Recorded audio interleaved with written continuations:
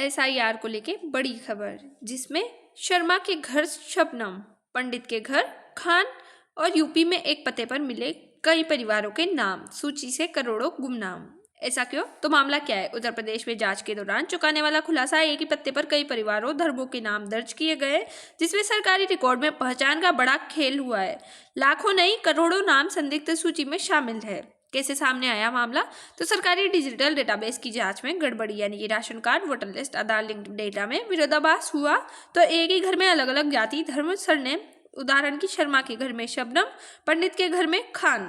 इसका मतलब क्या है? यानी कि फर्जी या डुप्लीकेट पहचान। एक व्यक्ति कई नाम, पहचान या फिर अस्तित्वहीन, जैसे कि गोस्ट लोग सरकारी योजनाओं का दुरुपयोग संभव कर रहे हैं। ऐसा क्यों? तो करोड़ों गुमनाम क्यों कहे जा रहे हैं? तो रिकॉर्ड में नाम है, असल में व्यक्ति का सत्यापन न ही सही पता है, न ही सही परिवार, न ही जीवित मृत स्थिति स्पष्ट है। फिर भी सरकार के लिए ये लोग डाटा में हैं, जमीन पर नहीं। इसी के साथ किन सरकारी सूचियों में गड़बड़ी मिली? तो वोटर लिस्ट में, राशन कार्ड में, आवास योजना में, जो कि PMAY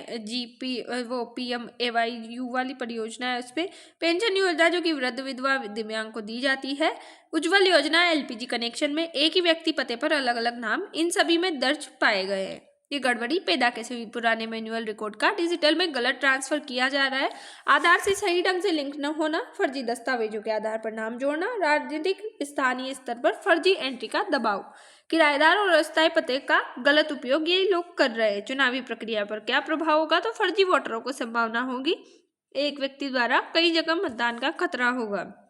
निर्वाचन आयोग के लिए मतदाता सूची की विश्वसनीयता चुनौती होगी। राष्ट्रीय सुरक्षा से जुड़ा पक्ष देंगे तो घुसपैठ या अवैध निवासी छिपाने की आशंका है। संदिग्ध गतिविधियों में फर्जी पहचान का उपयोग किया जा सकता है और जो कानून व्यवस्था एजेंसियों के लिए ट्रैकिंग मुश्किल होगी। सुप्रीम कोर्ट और संवैधानिक दृष्टिकोण देखें तो पहचान का अधिकार सुशासन का अधिकार है, जबकि गलत पहचान संशोधनों का गलत वितरण है। कल्याणकारी राज्य में जो टारगेटेड डिलीवरी है वो असंभव होगी।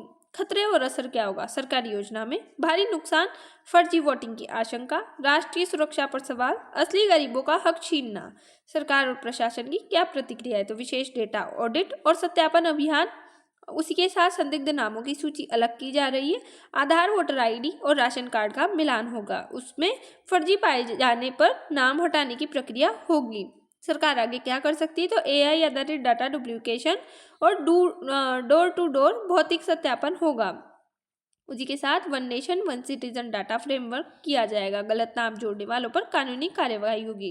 कंक्लूजन, ये सिर्फ नामों का नहीं, सिस्टम की विश्वसनीयता का संकट है। डिजिटल इंडिया में डाटा की शुद्धता सबसे बड़ी चुनौती है। सही पहचान सही अधिकार होता है, जबकि गलत पहचान देश को नुकसान पहुंचाता है।